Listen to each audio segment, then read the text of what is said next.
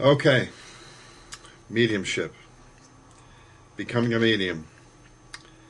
I think I might have mentioned in one of the earlier videos that when I went to the psychic development class and they said, well, it's really a class to develop mediumship, it's not what I wanted. I wanted something that was going to develop psychic abilities. They said, well, you'll develop these in the process of becoming a medium. And it was the only game in town, so it's what I decided to do. Now, there are a couple of different types of mediums, physical, mental mediums. But let's simplify this and just tell you how communication comes across. Forget what you watched in the movies and you've watched on TV. It really is this simple. I want to preface that by saying, again, the meditation, the really working at this and practicing it, without going into detail here. The development of this and being able to sit down next to somebody and say, I see this, and letting them know that somebody that they cared very deeply about is in fact there and wants to communicate with them is extremely beneficial to me, to be able to give it, but most of all to them. Again, I was a skeptic. This facet of it, though, it's proven to you very quickly as to the genuineness of what you're involved in. Let me give you an instance of something that was very conclusive to me, because it was right after I had started, and I don't know why I was able to do it this quickly, but I was able to. I was with the wife of a friend I was working with. We worked for the same company, and I was at her house, and something just said that there's somebody there. I should do something. I should give something. So I said to her, your grandfather is here. Now, folks, anybody can say that. That means absolutely nothing. But here's what else occurred. I said to her, I can see his hand. There's something wrong with his left hand. I don't know what it is, but it's not shaped right. And then it's not something she remembered. I went on to describe in the second instance the house and how it was situated, or where it was kind of vague to her. She really couldn't remember, because she was young when he passed. And I went on to a third thing, a fourth thing, a fifth thing, probably might have even been a sixth and seventh thing. And then all of a sudden I said to her, I see him sitting in front of a big plate or pile of clams. And her eyes filled up and she started crying, because she remembered that instance that he had eaten those clams and ate so many of them that he got sick. And she knew that what I was telling her was real. And if you could see the look on her face, I wouldn't even have to explain this, why you would want to do it. It's just a wonderful thing to do.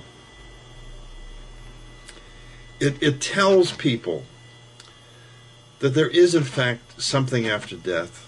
That people they think they're losing, they are not losing.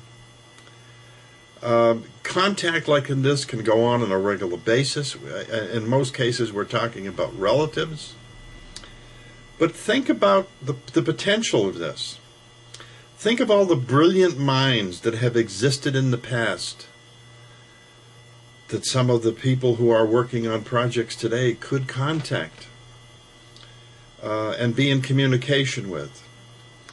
There's much more involved in this than just sitting down and telling so-and-so that their uncle or their aunt is here, although that is, again, very important to them, and it's something that you want to do.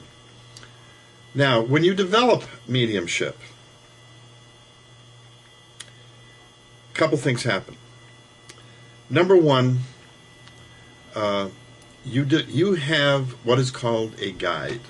Someone on the other side who is going to help you and work with you and bring about these abilities and protect you from anything that would be negative. If only they could protect you from yourself, because we all fall into negative traps. But they're there to protect you. I have been at this for 30 years. I have never, ever run into a situation where I came in contact with something that I had to be afraid of. I have always had the protection of the guide that I work with, and he has always been there to help me whenever he could. These are people who have learned that the greatest thing that you can do in terms of your life is to be of service to others. Now, a lot of the people that we come into contact with ask us to come to a house because a strange thing is going on.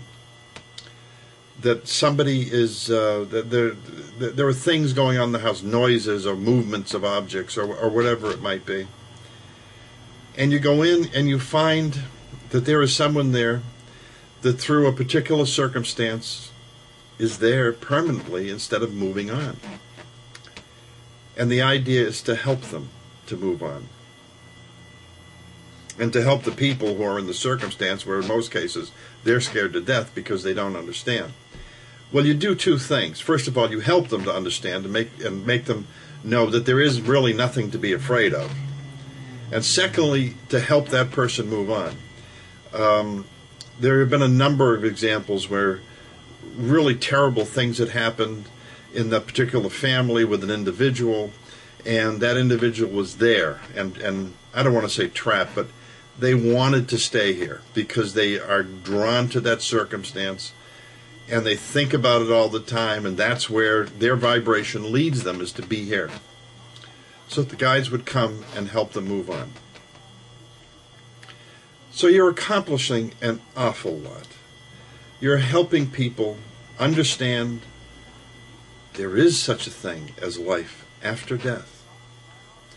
You know, when we do these type of things, whether it's a psychic reading or it's being a medium and helping people in this manner, you see so much on TV, the people who are skeptical and talk again about cold readings. In other words, you're a wonderful person, you're this, you're that. In other words, they could say anything and anybody could know. In the 30 years that I have been doing this, I have never seen a reading like that.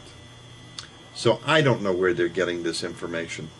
I think they just want to stick to what they believe in. They feel secure with it, and they don't want somebody impinging on that and making things go awry because it's changing their idea of reality. But here it is. This is what goes on. And you know what? It goes on hundreds and thousands of times across the world. There are thousands upon thousands of mediums who are trying to help people. There are people who are just interested in making a buck too.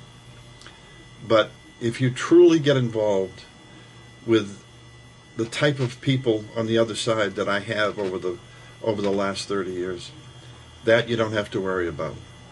Because if you did something that was self-serving, if you did something that was in your own interest and would harm other people, they wouldn't work with you at all, and they would not allow it to happen. So, we're going to talk about a few more things about mediumship, and we'll do that in the next video.